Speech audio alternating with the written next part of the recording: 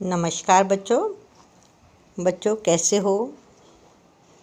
तो आज हम बच्चों जो हम कल पाठ किया था दादाजी का अभ्यास कार्य भाषा अभ्यास का, उसे आगे बढ़ाने से पहले फिर से एक बार दोहरा लेते हैं कि हमने कल जो पढ़ा था कि हमें याद है या नहीं है। ठीक है, तो सबसे पहले हमने किया था कि उल्टे शब्द क्या होते हैं? विपरीत शब्द। याद है आपको? विपरीत शब्द किसे कहते हैं? विलोम शब्द को कहते हैं, उल्टे शब्द को कहते हैं। ठीक है, और ये शब्द आए थे हमारे आलसी का मेहनती। दोबारा से वाक्य बनाया था हमने। सर्दी गर्मी, जल्दी जल्दी धीरे धीरे, ये हमने क्या बनाए? इनके उल्टे शब्द बनाए हैं। ठीक है, विपरीत शब्द किए, विलोम शब्द किए। उल्टे शब्द को विपरीत शब्द भी बोलते हैं, विलोम शब्द भी बोलते हैं। हो गया क्लियर?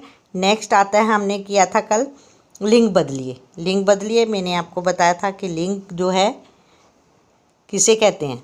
लिंग किसे कहते हैं? जहाँ जिस शब्दों से हमें स्त्री या पुरुष जाति का पता चले उसे लिंग कहते हैं। अब दूसरा प्रश्न आता है कि लिंग कितने प्रकार के होते हैं? लिंग दो तरह के होते हैं, दो प्रकार के होते हैं। कौन कौन से होते हैं? नंबर 1 स्त्रीलिंग और नंबर 2 पुल्लिंग। ठीक है, स्त्रीलिंग और पुल्लिंग। अब स्त्रीलिंग में क्या होता है कि जहाँ पर स्त्री जाति का बोध हो, स्त्री जाति का पता चलता है, उसे स्त्रीलिंग कहते हैं। पुल्लिंग किसे कहते हैं? जहाँ पर पुरुष जाति का बोध हो, उसे पुल्लिंग कहते हैं। ठीक है, तो यहाँ पर जो है हमने किए थे बहुत सारे पुल्लिंग दिए हुए थे, हमने इसकी स्त्रीलिंग बनाए थे। नेक्स्ट हमने किया था वचन बदलो। वचन में आपको किसे कहते हैं? वचन बदलो कि जहाँ पर हमें संख्या का पता चले, एक है या बहुत सारी है ना, उसे वचन बोलते हैं। वचन कितने प्रकार के होते हैं? 2 प्रकार के होते हैं, एक वचन और बहुवचन। एक वचन से क्या पता चलता है कि एक चीज़ का पता चलता है, और बहुवचन से क्या पता चलता है? हमें बहुत सारी चीज़ों का पता चलता है। तो यहाँ पर हमने क्या किया था कि हमने वाक्यों में वचन को बदला था। वाक्य में हमने क्या किया कि जो वाक्य में वचन आए उनको बदला, फिर उसके साथ साथ वचन के साथ साथ हमने क्रिया शब्दों को भी बदला था। संज्ञा को भी बदला, क्रिया शब्दों को भी बदला। ठीक है, तो ये इस प्रकार से हमने वचन बदले। तो एक वचन से एक वस्तु का पता चलता है, जहाँ पर एक चीज़ का बोध हो उसे एक वचन कहते हैं, जहाँ पर बहुत सारी चीज़ों का बोध हो या पता चले उसे हम बहुवचन कहते हैं। और वचन में हमने प्रश्न की तरफ पूरा ध्यान देना है। अगर मान लो वचन में लिखा हुआ बहुवचन बनाइए, तो इसका हमने मतलब है कि एक वचन दिए हुए हैं तो उसके बहुत सारे बहुवचन बना देने। अगर आता है कि वचन बदलो, तो फिर आपने ध्यान देना है कि एक वचन है तो बहुवचन बनाना है, बहुवचन है तो एक वचन बनाना है। इन चीज़ों का आपने विशेष ध्यान देना है। अब आ जाइए नेक्स्ट पेज के ऊपर। नेक्स्ट पेज पर हमने फिर जो है वाक्य बनाने थे, वाक्य बनाए। मैंने आपको बताया था कि वाक्य सरल और साधारण बनाने चाहिए, जिससे कि अशुद्धियाँ ना हो सके और स्पष्ट होना चाहिए वाक्य। ठीक है ना। फिर उसके बाद हमने वाक्य पूरे कीजिए। उसमें मैंने तुम्हें बताया था कि को, की, के का कैसे इस्तेमाल करना है, लेकिन की में मैंने क्या बताया आपको कि की का प्रयोग करते समय हमें विशेष ध्यान देना चाहिए कि हमें पता होना चाहिए कि बड़ी की मात्रा वाला की, लंबा की वाला कहाँ आता है? साधारण वाक्य में आता है। जहाँ पर साधारण वाक्य होता है वहाँ पर की लगता है। लेकिन जब हम 2 वाक्यों को आपस में जोड़ते हैं तब हम क्या लगाएंगे? की, छोटी की मात्रा की। उदाहरण भी मैंने बताए थे आपको। सिंपल वाक्य बना रहे हैं हम, उसे दादाजी की चिंता हो रही थी। ये सिंपल वाक्य है, साधारण वाक्य है, तो हमने की लगाया। अगर मैं कहती हूँ कि मोहन ने कहा कि मैं अभी नहीं आऊँगा, तो 2 वाक्यों को हमने आपस में जोड़ा है। मोहन ने कहा, एक वाक्य हो गया, कि के बाद मैं अभी नहीं आऊँगा, मैं अभी नहीं आऊँगा एक वाक्य ही है। तो हमने दोनों वाक्यों को जोड़ा, तो यहाँ पर हमने क्या लगाया? कि मैं अभी नहीं आऊँगा, की में छोटी की मात्रा का प्रयोग किया। तो 2 अब आपको याद क्या रखना है कि जहाँ पर साधारण वाक्य है, सिंपल वाक्य है, वहाँ पर हमने बड़ी की मात्रा लगानी है बीच में, वाक्य के बीच में अगर की आ रहा है तो बड़ी की आ रहा है मात्रा लगानी है, और जहाँ पर दो वाक्य को आपस में मिलाया गया है वहाँ पर हमने क्या किया है, छोटी ई की मात्रा का प्रयोग किया है। हो गया क्लियर? इतना हमने ये रिवाइज कर लिया। अब आ जाइए प्रश्न नंबर हम 7 कर रहे हैं। 7 करेंगे। ट या ट से शब्द सीढ़ी पूरी कीजिए। ये ट पूरा है क्योंकि आपको पता है व्यंजन जो होते हैं वो स्वर की सहायता से बोले जाते हैं, स्वर की सहायता से लिखे जाते हैं, है ना। और ये स्वर, इसमें स्वर मिला हुआ है, स्वर में व्यंजन मिला हुआ है, व्यंजन में स्वर मिला हुआ है, और इसमें व्यंजन में क्या है, स्वर नहीं है, इसमें हलंत लगा। हलंत का इसका पूंछ का अर्थ क्या होता है कि ये आधा है ट, आधा ट और पूरा ट वाले शब्दों को द्वारा हमने सीढ़ी को पूरा करना है।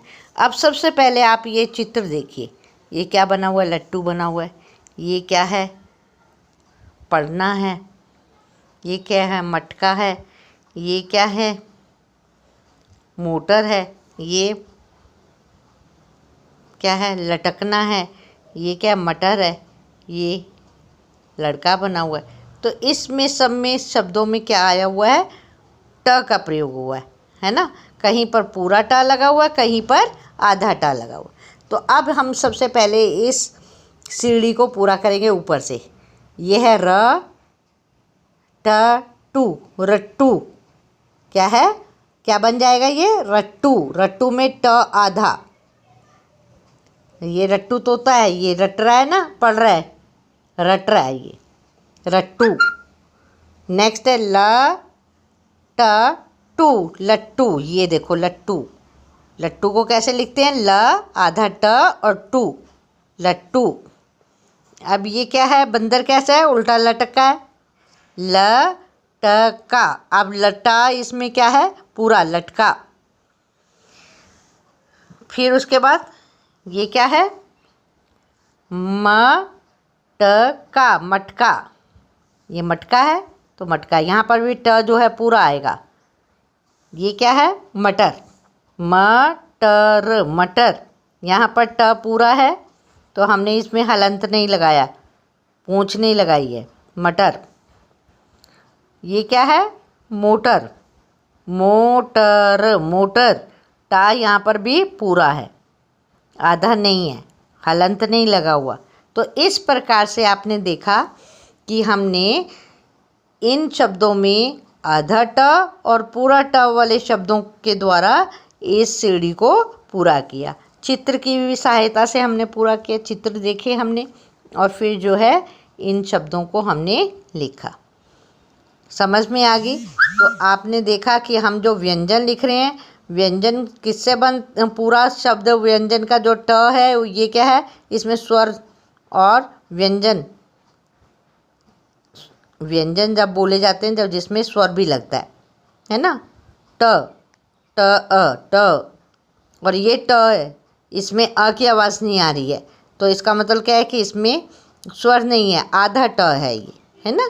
तो यहाँ पर हमने ये जाना कि ये जो आधा ट है इसको दर्शाने के लिए क्या लग रहा है, हलंत लगता है। ये हलंत लग रहा है आधा ट को दिखाने के लिए। हो गया क्लियर? अब आ जाइए नेक्स्ट पेज के ऊपर। नेक्स्ट पेज पर प्रश्न है हमारा प्रश्न नंबर 8। सोनाली अपने दादाजी के घर गई थी। आप अपने दादाजी नानाजी के घर जाकर क्या करते हैं, अपने शब्दों में लिखिए। अब यहाँ पर तो सोनाली गई थी अपने दादाजी को मिलने के लिए, लेकिन आप गर्मी की छुट्टियाँ होती हैं, कई बच्चे अपने दादा के घर जाते हैं, दादा दादी के घर जाते हैं, कुछ बच्चे अपने नाना नानी के घर जाते हैं, है ना।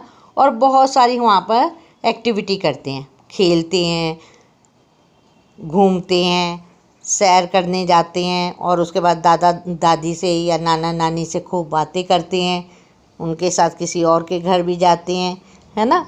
और फिर जो है नानी या दादाजी आपको, दादी जी जो है बहुत अच्छे अच्छे कहानियाँ भी सुनाती हैं, खाना बना बना कर देती हैं, बहुत अच्छा मीठा स्वादिष्ट खाना, है ना। और उसके बाद वो तुमसे बातें भी करती हैं, खेलती भी हैं, तो इस प्रकार की सारी घटनाएं होती हैं। जो कि तुम जब अपने दादा या दादी के घर में जाते हो या नाना या नानी के घर में जाते हो वैसे होते। यहाँ पर उदाहरण के तौर पर इस बच्चे ने लिखा हुआ है कि ये क्या क्या करती है, अपने दादाजी के घर जाती है या अपने नाना जी के घर जाती है तो क्या करती है। तो आपने पहले इसको, मैं पढ़ रही हूँ, आपने देखना है, ध्यान देना है, फिर आपने अपने आप लिखने की कोशिश करनी है कि आप अपनी नानी के घर जाते हो, छुट्टियों में अवकाश के समय जाते हो तो वहाँ पर क्या करते हो और वो तुम्हारे साथ क्या करती हैं नानी। ठीक है ना। अधिकतर बच्चे नानी के घर जाते हैं, दादा दादी के पास तो रहते ही हैं, लेकिन गर्मियों की छुट्टियों में, अवकाश के दिनों में वो नाना नानी के घर में जाती है। तो इस बच्ची ने लिखा है, मैं नानी जी के घर अवकाश में जाती हूँ। अवकाश होता है छुट्टियों में, है ना। खूब मौज मस्ती करती हूँ। करती हूँ यहाँ पे लड़का है तो करती हूँ, लड़की है, सॉरी, लड़की है तो करती हूँ, और अगर लड़का है तो करता हूँ। लिंग आपने अपने आप चेंज करना है, आपने देखना है कि आप लड़के हैं या लड़की हैं। ठीक है। मैं बहुत खेलती हूँ। अब ये जिस बच्ची ने लिखा है वो लड़की है, इसलिए उसने ती का प्रयोग किया है। जाती हूँ, खेलती हूँ, खाती हूँ, है ना। तो इसी प्रकार मैं बहुत खेलती हूँ। मैं नानी जी से खूब कहानियाँ सुनती हूँ, खूब घूमती हूँ और बातें करती हूँ। नानी जी मुझे बहुत स्वादिष्ट खाना बनाकर खिलाती हैं। मुझे नानी के घर जाना अच्छा लगता है। अब ये सारी बातें इस बच्चे ने अपनी लिखी हैं, लेकिन आप कुछ बातें इसमें से भी लिख सकते हो, कुछ इसके अलावा जो और आपको बातें वहाँ पर आप करते हो उन बातों को भी लिख सकते हो। और लिखते समय आपने ध्यान देना है कि वन लाइन छोड़कर ही लिखें। तो सब बच्चों ने ये सब ने समझ लिया है, तो आगे अपने आप लिखने की कोशिश करेंगे। तो यहाँ पर जो है सब बच्चों को इस पाठ के बारे में अच्छे तरह से पता चल गया कि दादाजी पाठ में हमने क्या कुछ पढ़ा, कहानी क्या थी, इसके प्रश्न उत्तर कैसे किए हमने और अभ्यास कार्य कैसे किया। फिर उसके बाद हमने भाषा अभ्यास भी साथ साथ इसके कार्य किया है। तो मैं आशा करती हूँ कि तुम सब बच्चों को ये पाठ बहुत अच्छे से समझ आया होगा और सब ने इसका भाषा अभ्यास कार्य भी अच्छे से किया होगा। तो आज हम पाठ यहीं पर ख़त्म करते हैं, कल फिर मिलेंगे। नमस्कार बच्चों।